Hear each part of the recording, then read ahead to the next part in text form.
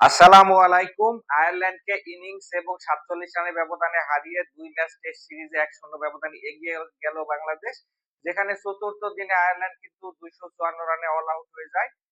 তবে আয়ারল্যান্ড কিন্তু ৪র্থ দিনে ভালো এখানে ফাইট ব্যাক করে। বিশেষ করে টিলেন্ডারা কিন্তু যথেষ্ট ভালো ব্যাটিং করে। আমি তো ভেবেছিলাম হয়তো আ আ এখানে একটা সেশনের মধ্যে কিন্তু আয়ারল্যান্ড অল আউট হয়ে যাবে। কিন্তু আয়ারল্যান্ড কিন্তু এখানে যথেষ্ট ভালো ব্যাটিং করেছে। বিশেষ করে ম্যাকব্রায়ানের কথা বলতে হয়। তিনি কিন্তু 50 প্লাস একটা স্কোর করেছেন। এখানে অ্যান্ড্রু বেলবার্নি ৩৮ এবং হচ্ছে অ্যান্ড্রু নেইল কিন্তু ৩৬ রানের ইনিংস খেলেন।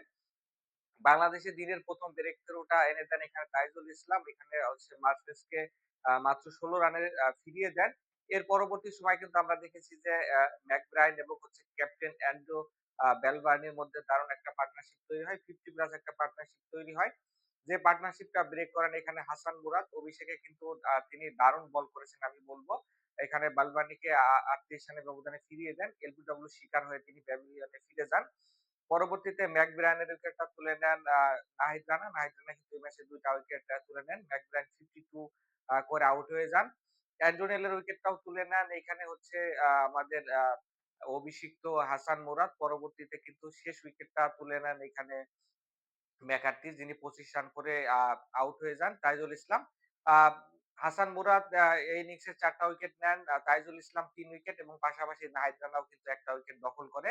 তো বাংলাদেশ কিন্তু একটা কনভিনসিংলি জয় দিয়ে এই ম্যাচটা শেষ করলো। যেখানে বাংলাদেশ কিন্তু ১ম ইনিংসে ব্যাট করে বিশাল একটা আ ইনিংস উপহার দেয় আমাদেরকে। ৫৮৭ রান করে।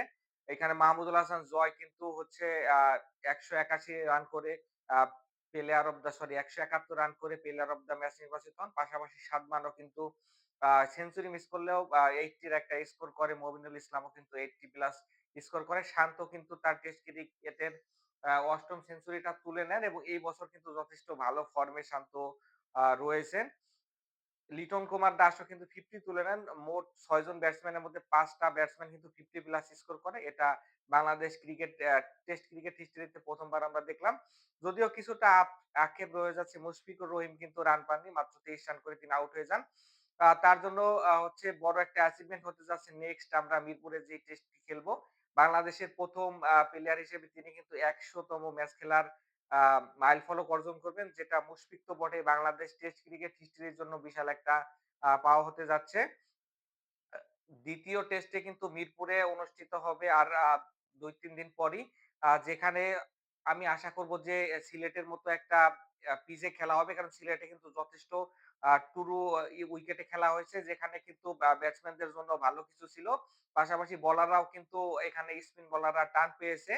এখানে মিরপুরেও যদি হয়তো এরকম পিচ করা সম্ভব না। কিন্তু আয়ারল্যান্ডের সাথে এট লিস্ট মোটামুটি একটা ব্যাটিং ফ্রেন্ডলি উইকেটে যদি আমরা না খেলতে পারি তাহলে হয়তোবা টেস্ট ক্রিকেটে আমাদের ইমপ্রুভমেন্ট ওই অর্থে আসলে হবে না। তো ২য় টেস্টে বাংলাদেশের চেঞ্জ বলতে হয়তোবা নাহিদ রানাকে এখানে পরিবর্তন করা হতে পারে।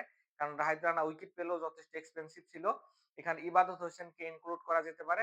ইবাদত হোসেন কিন্তু একসময় আমাদের নাম্বার 1 চয়েস বোলার ছিল। যদিও ইনজুরির কারণে তিনি অনেক ম্যাচ মিস করেছেন। তো তাকে কিন্তু এখানে সুযোগ দেওয়া যেতে পারে। আর মুশফিকের জন্য আ সবাই হচ্ছে সেরাটা দিয়ে খেলবে এবং বাংলাদেশকে বড় একটা জয় উপহার দিবে। তাহলে মুশফিকও এখানে আ ১ম টেস্টে কন্ট্রিবিউশন করতে না পারলেও তার ১৭তম টেস্টে আশা করি ভালো খেলবে এবং আয়ারল্যান্ডকে বড় ব্যবধানে হারিয়ে বাংলাদেশ টেস্ট সিরিজটা এখানে হোয়াইট ওয়াশ তাদেরকে করবে। সকলে ভালো থাকবেন। দেখা হবে ২য় টেস্টে। আল্লাহ হাফেজ।